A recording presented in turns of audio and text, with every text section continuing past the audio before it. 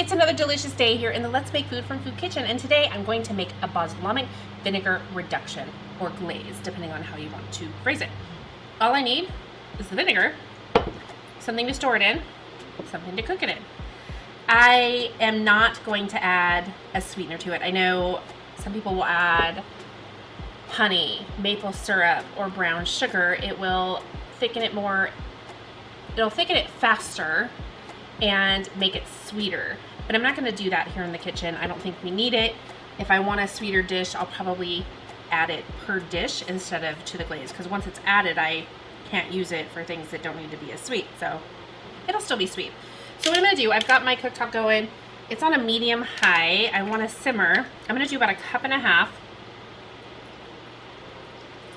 And you want to get a pretty good balsamic vinegar, because the less expensive stuff tends to be watered down, and your goal is to thicken it by evaporating the water that's in there, so you end up spending that money anyway, because what you saved with the water content is going to evaporate out. Now this is not a top shelf super expensive one, but it's kind of mid-level. There is my 1.5 cups, and I want to reduce it down so that it fits in here. I don't want to make a whole lot, because once you've done it, it lasts for about a month in the fridge. So all I'm going to do is bring this to a low boil. I don't want to have a rolling boil. And then I'm going to reduce it down to a simmer. And it'll simmer for about 20 minutes because I'm not adding sugar.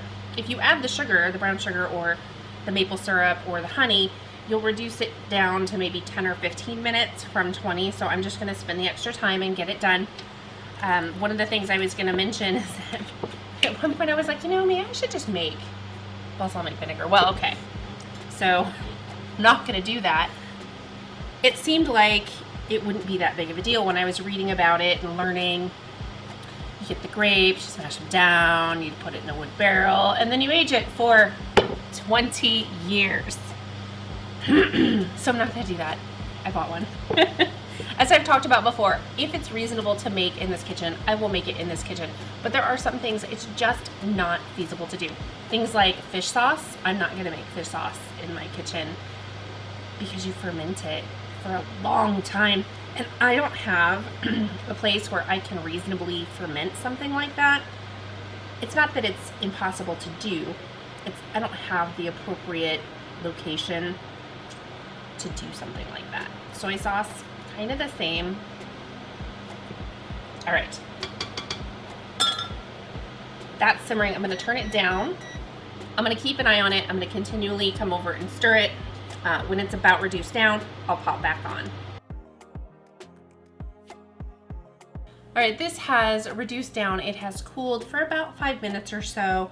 I'm going to go ahead and start transferring it into my little jar here, and you'll start to see how thick it is now, but keep in mind it'll thicken some more as it cools.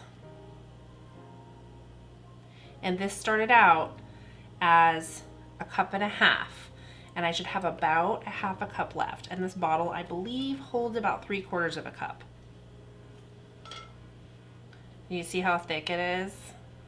I should have lifted it. Well, maybe I still can. There you go.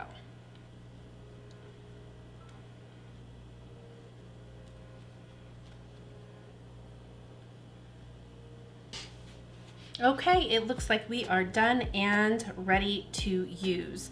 So once again, store this in the fridge for about a month. This is really good on a caprese salad.